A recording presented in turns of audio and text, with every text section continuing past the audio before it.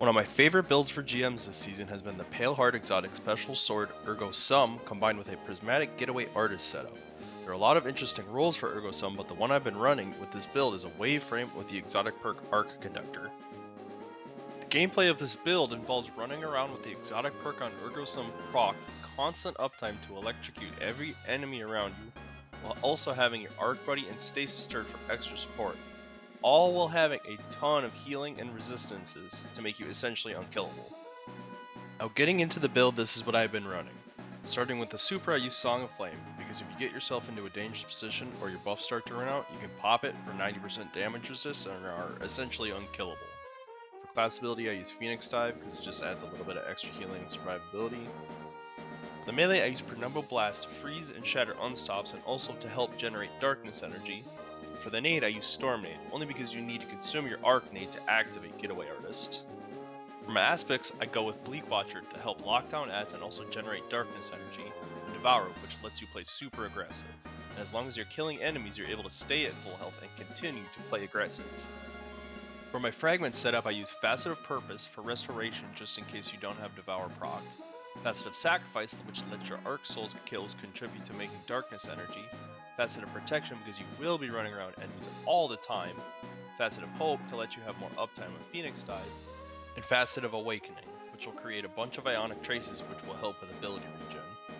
Moving on to the armor setup, my exotic armor piece of choice, Getaway Artist, lets you consume your Arc Nade to give you an Arc Buddy while also amplifying you, which will allow you to get a 15% damage resist when you activate Speed Booster by sprinting. With the Bleak Watcher aspect, when you consume your nade, it will also pop out a stasis turret, so this exotic gives insane value. For the armor mods, the important stuff I run here is Arc Siphon on the helmet, at least one just to generate orbs, and if you feel like you aren't able to keep up with special ammo generation, you can run Special Ammo Finder to help out with that. On the legs, I run Elemental Charge. You're making so many Ionic Traces with Facet of Awakening that has a great value to keep your armor charges full.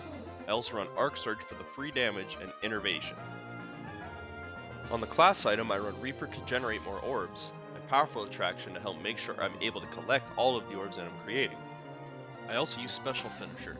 You get so many armor charges that you can use them to keep yourself and teammates topped off on special ammo when you need to. Moving back to the main weapon of the build, Ergo Sum.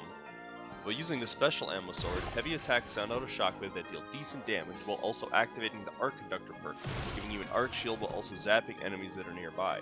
What really makes this weapon shine is its synergy with Prismatic and this season's artifact. On Prismatic, kills with Ergo Sum generate more of both light and darkness energy, which is very nice because you get a ton of kills while using it. While Transcendent, the sword does more damage, and grenade hits refund ammo to the sword. Kills while Transcendent extend the duration of Transcendence, which lets you keep farming ammo with nades and keep utilizing the free 20% damage resist from Transcendence.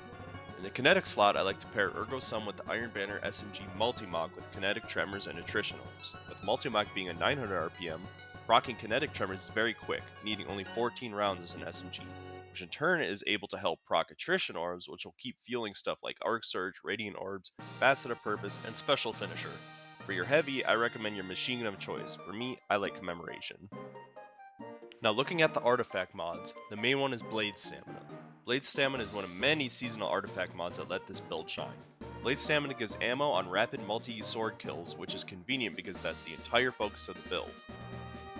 The other artifact mods that synergize well with this build are Shield Crush, which is just great in general, but with Getaway Artist it basically means whenever you consume your nade you get increased grenade regen, leading to more uptime for your Arc Buddy and Bleak Watcher turret.